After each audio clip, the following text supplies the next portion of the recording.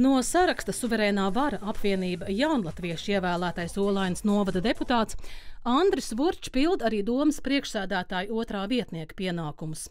Šeit redzams, kā viņu ievēlēšanas dienā apsveic koalīcijas kolēģi. Šodien beidzās viņa atvaļinājums un bija jāierodas darbā. Runāt ar Latvijas televīziju viņš nevēlas. Persona nevēlas šīs televīziju runāt.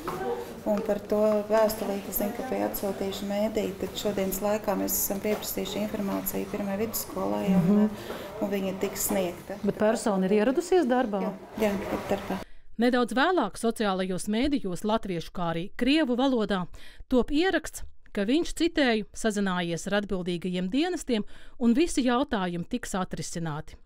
Vurčs pauž apņēmību strādāt Olainas novada cilvēku labā, bet konkrētas atbildes par vidējo izglītību nav. Toties konkrētu atbildi sniedz pašvaldība, kas sagatavojusi atbildi pēc Latvijas televīzijas iesniegtā pieprasījuma. Tajā doma informē, ka Olainas pirmo vidusskolu, kā norādīts CVK datubāzē, Vurčs nav pabeidzis. No 1998. gada Andris Vurčs turpināja mācības Olainas pirmajā vidusskolā vispārējās vidējās izglītības programmā. Mācības tika pārtrauktas 2000. gada 28. martā, esot 11. klasē. Jau stāstījām, ka saskaņā ar kriminālu likumu par apzināti nepatiesu ziņu sniegšanu valsts institūcijai draudz sods, īslaicīga brīvības atņemšana, probācijas uzraudzība, sabiedriskais darbs vai naudas sods. Bijusi Saeimas deputāte no partijas Stabilitātei ievēlētā Glorija Grevcova, kas zaudēja mandātu par nepatiesu ziņu sniegšanu, tika sodīta ar 160 stundu sabiedriskajiem darbiem.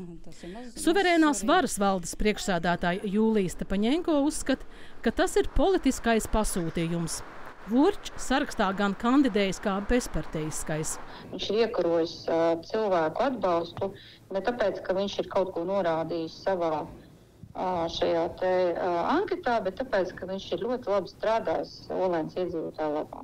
Suverēnā vara apvienība jaunlatviešu Olainas novadā ieguva 3 mandātus, par sarakstu nobalsoja aptuveni 16% iedzīvotāju.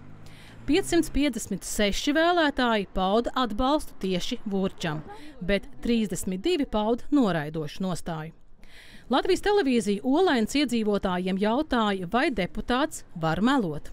Jūs pazīstiet jaunievēlētos pašvaldības deputātus? Jā, viņi jau atdahājas. Jā, it kā tas dzirdēju, bet cik tur taisnība nezinu.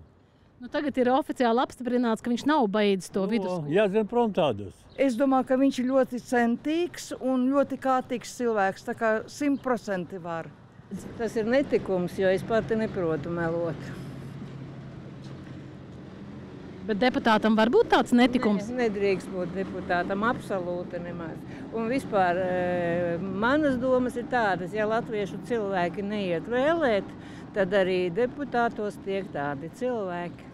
Vurča pārstāvētā apvienība kopā ar Latvijas Sociāldemokrātisko strādnieku partiju veido koalīciju Olainas novada domē.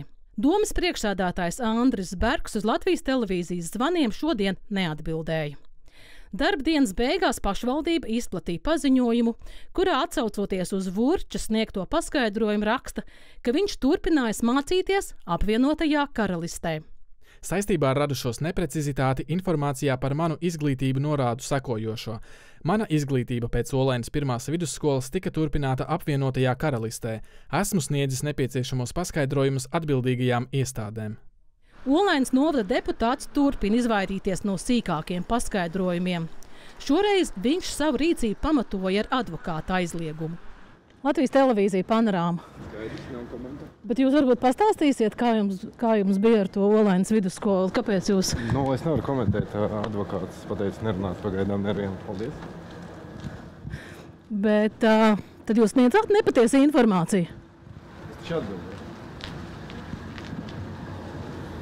Andris Vurčs ir jau otru reizi ievēlēts Olainas novada domē. 2021. gadā viņš tika ievēlēts no Latvijas Krievas Savienības. Un arī toreiz CVK datubāzē norādīja, ka absolvējis Olainas pirmo vidusskolu.